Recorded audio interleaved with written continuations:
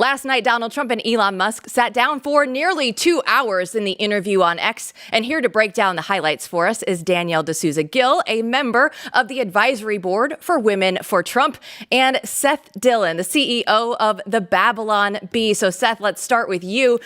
Elon Musk bought Twitter in part to bring back the Babylon Bee. So I want to just start with a 30,000-foot view with you. And what has transpired over the last 2 years in terms of free speech now that we see all of these events going on with Donald Trump and Elon Musk? Well, it's really interesting.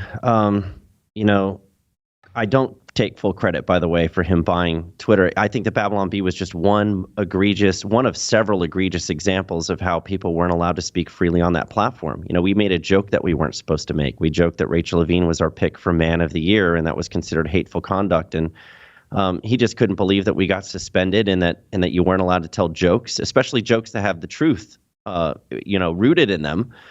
And he saw that as very problematic, and he was absolutely right about that. Something needed to be done about it. You had all of these platforms where basically colluding with each other and with the government to present certain narratives and to suppress information and disfavored viewpoints that they didn't like. And so if we talk about the whole conversation about preserving democracy and keeping democracy safe, well, you have to have free speech. You have to have people willing to have debates, or else you can't even get to the truth about these issues. And so Musk saw the importance of that, was thankfully willing to pay a massive price for Twitter and to restore free speech in the public square. And now we have it. We have a lot more speech. We have viewpoints. The Bee is safe now. We can tell jokes on this platform. We don't have to worry about getting censored and suspended. It's the one place where we don't have to worry about that. And that provides for much more discourse rather than less. And the left hates that. I mean, they wanted to. I actually saw there was a reporter who was suggesting or asking the White House, the administration, what is your position on this? Like, what are you going to do about this misinformation? Is there anything that you can do to intervene to prevent misinformation from being spread in this discussion? It's like, wait a minute, you guys traffic in misinformation all the time, for one thing. But it's remarkable. And I love that Elon's using the platform to have conversations like that. And I'm sure he'd be willing to have conversations with the other side, too. Yeah, no, it is remarkable, Seth. What do you say to liberals who say, Elon Musk, he's censoring people, he's, kind of joined up with Donald Trump to kind of put out all this misinformation? You mentioned that question that was asked of, White House press secretary. But of course, Elon Musk is using his platform for free speech. He's not censoring people the way the left is, the way Google is, YouTube, and all of this. Liberals are still on Twitter or X, as it's called, saying all of their thoughts. So what's kind of your response to whether or not Elon is using this as like a bully pulpit? Well, they're mad that he's not censoring. They're mad that he actually gave Trump a platform to talk from. They're mad that he actually expresses his own viewpoints on this platform, and other people that they used to be able to suppress very easily are allowed to express themselves on this platform. So they're not actually mad about him censoring people. They're mad about him allowing free speech and actually exercising his own right to speak freely. But, when it comes to whether he's silencing his critics or whatever, I think most of that is absolute nonsense. He's the most criticized person on his own platform. And most of these people who are complaining about how much he censors are using his platform to complain about it, which I just find, richly ironic. Seth, let's dive into the interview itself then. What were your biggest takeaways from the big conversation that happened last night? Yeah, the conversation, more of a conversation than an interview, as Elon was saying himself. He wanted it to just be a presentation of who Trump is. And I think we got that. You just hear him talking and sharing his mind. And it started out with this conversation about the assassination attempt, which I find it fascinating when we actually get to hear from Trump on that himself and how he experienced that moment. I think it was a really interesting and wide-ranging conversation that allowed people to just kind of see who Trump is and what he thinks and why he believes what he believes without all of the gotcha questions, just getting hung up on all of these things where they try to pin him on something that he said, that they try to stuff words in his mouth and misconstrue a certain way to make him sound like a monster. Elon wasn't trying to make him sound like a monster. And I also didn't get the impression that Elon was trying to sell Trump to us. He was just trying to have a conversation with him, which I think he's well within his rights to do on his own platform, especially.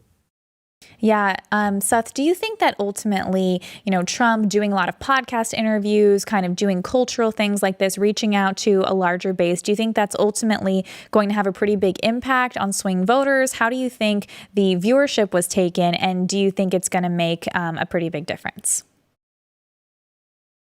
I don't know. I don't know what the audience was made up of. I know that it got a lot more attention than the media wants us to think that it did. They try to act like it was just this nothing thing that had technical difficulties and no one was really tuning in or listening to it. And I love how they do that. Every time they try to suppress something and talk like it's no big deal or that it's dangerous and harmful, they just draw more attention to it and get more views. They've done that with us over the years. As for whether it's helpful, I think it can only be helpful when he engages and he's himself and he addresses the issues that matter to the American people. I think that's really helpful, especially at a time when you have, where's Kamala Harris? Where's President Biden? Where are they? You can't find them. They're not answering any questions. And so I think any voters who are sitting there thinking, who's actually speaking to the people and communicating what they want to do for this country and how they want to move us forward, you really only have one choice at this point. If you're actually trying to listen and hear what they have to say, there's only one person speaking. When we look at what the American people are looking for, they want to have a future that they can believe in. Let's go ahead and take a listen to Donald Trump talking about how he wants to bring the American dream back. They want the American dream back, more important than anything else. It's like you don't have that today because the people, they've been just sucked. They see incompetent people running the Biden thing is very interesting. People just found him to be incompetent. And when I debated him, I was like, is this for real? Seth, what's your takeaway from that? It's funny when he could have gone harder in that debate, like mocking Biden's inability to communicate. He was actually pretty gentle, I think, with Biden, because Biden was just struggling to get a sentence out. And there was at one point where he said, I didn't understand what he just said, and I don't think he understood what he just said. I don't think he even knows what he's talking about.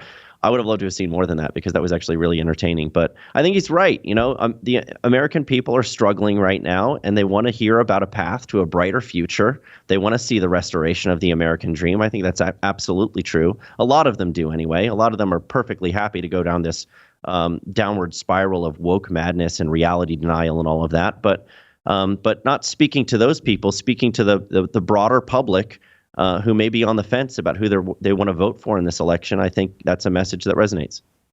Yeah, Seth, this interview was pretty lengthy. Donald Trump, Elon Musk, they had a long conversation. I don't think Kamala Harris could hold her own for so long. She rarely does any interviews, let alone something that is at that length. Do you think that she can fill a word count, though? She can do a word salad. Saying things. Yeah, I think they're trying to prevent a word salad from coming out from her, honestly. She could have said the same line that you said, or Trump could have said the same line where he says, do you even know what you're saying yourself? But right. Do you think Kamala Harris's strategy of doing a little bit of the Biden strategy, hiding in her basement, not doing these kinds of, lengthy interviews, what do you think about that strategy? Well, it would ordinarily, I think, be extremely detrimental. But it's a couple of commentators have said, I think Vivek has said this and others, it's not a matter of running against an individual, you're running against the machine. And the leftist Democrat-run media machine is working extremely hard to generate enthusiasm for her, as if she's great, as if she doesn't just spew word salads, as if she actually has a platform and policies that she's promoting that make sense, that don't contradict something she just said 10 minutes ago or 10 years ago to a different audience. So I don't know. It's probably better the more she keeps her mouth shut, honestly, and lets the media just do the work for her. I think that does benefit her. It's probably a smart strategy, but I see right through it.